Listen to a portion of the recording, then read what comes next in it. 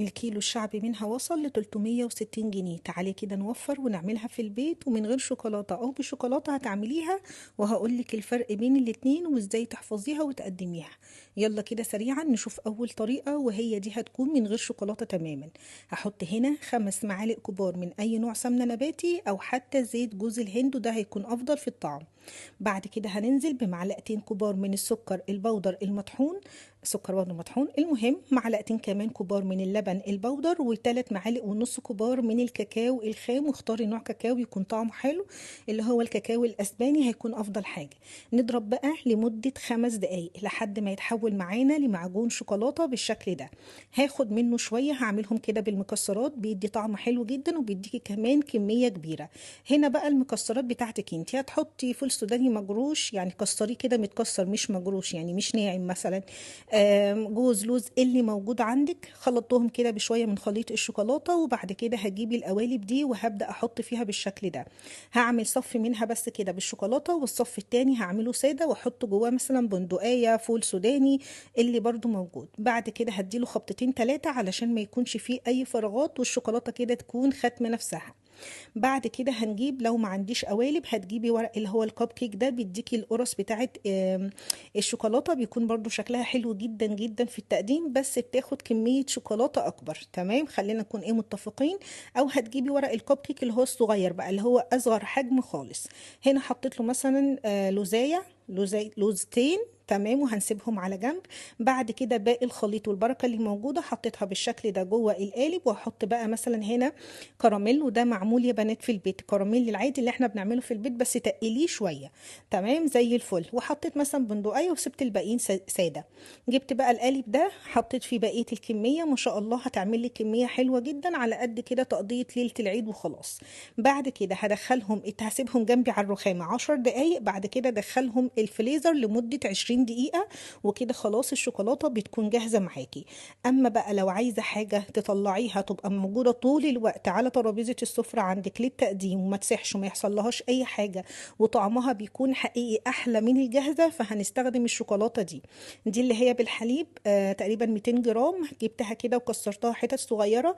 هاتي سما، هاتي دريم اللي انت بترتاحي له او بتحبي طعمها، هنكسرها حتت صغيره وهنبدا نسيحها، يا اما على حمام بخار مائي، بتجيبي حله فيها ميه سخنه وتحطي الشوكولاته دي في اي بوله وفوق الحله على طول، وتهدي النار تماما، وتبداي تقلبي فيها لحد ما تسيح. يا اما هندخلها الميكرويف لمده 30 ثانيه مش اكتر من كده.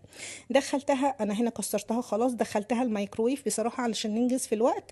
وبعد كده هنبدا نديها تقليبه ونرجعها تاني. طلعتها كده في نص الوقت مثلا 15 ثانيه، طلعتها اديتها تقليبه ودخلتها مره تانية. على بال ما تطلع معايا بقى هجيب اللي كان في الفريزر علشان ابدا اخد القوالب بتاعتي. هنا كان عدى بالظبط في الفريزر 10 دقايق يا بنات بالظبط. هطلعهم كده من القوالب، طالعين ما شاء الله حلوين جدا. بس هقولك برضو للامانه في نهايه الفيديو ايه الفرق بين الطريقتين. خلاص طالعين حلوين جدا، وطلعت دي كمان. بسوي بقى اي زيادات ببدا ان انا اتخلص منها، وبرضه احطها على الصينيه بتاعتي وارجعها الفريزر تكمل ال10 دقايق اللي باقيين من الوقت. ودي البركة اللي طلعت لنا من أول طريقة عملناها، اللي هي من غير شوكولاتة تماما، وتنفع معانا للدايت، بتكون حلوة جدا. هنيجي بقى للشوكولاتة. هنا بعد ما ساحت هجيب عندي هنا القوالب، وهبدأ أنزل بيها مثلا لكام واحدة كده حسب اختيارك يعني.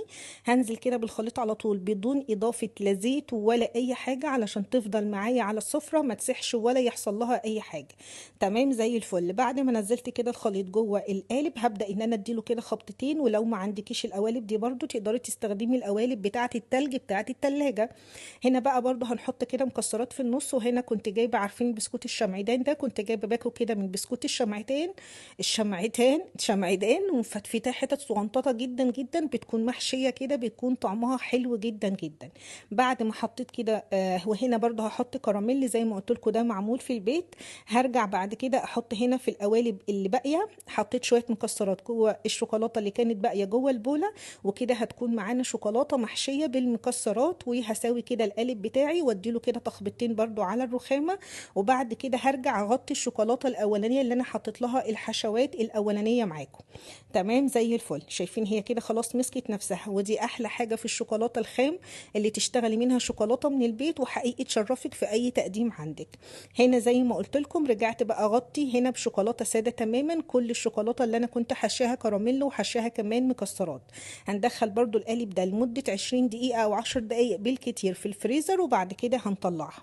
طيب ما عنديش قوالب خالص ولا الورق بتاع الكب كيك، دي احلى طريقه. وعايزه اقول لكم بعد ما عملتها ندمت ان انا ما عملتش كل الكميه بنفس الطريقه، لان هي موفره جدا جدا جدا وما بتاخدش كميه شوكولاته كتير. وحرفيا باكت الشوكولاته ال 200 جرام ده ممكن يعمل معاكي مثلا 50 قطعه شوكولاته باللي هو الحجم المدور الصغير ده. وحطيت برضو كده زينتها بالمكسرات من فوق، ودي برضو تقعد معاكي ما يحصل لهاش اي حاجه لحد اخر واحده. تعالوا بقى نطلع كل الكميه بتاعتنا ونشوف عملنا ما شاء الله قد ايه، ونقارنها كده بالجاهز. لا يعني تحفه وتشرف جدا. شايفين حجمها حلو جدا ما شاء الله، ومن جوه كده بتكون محشيه الحشوات اللي انتي ضفتيها لها.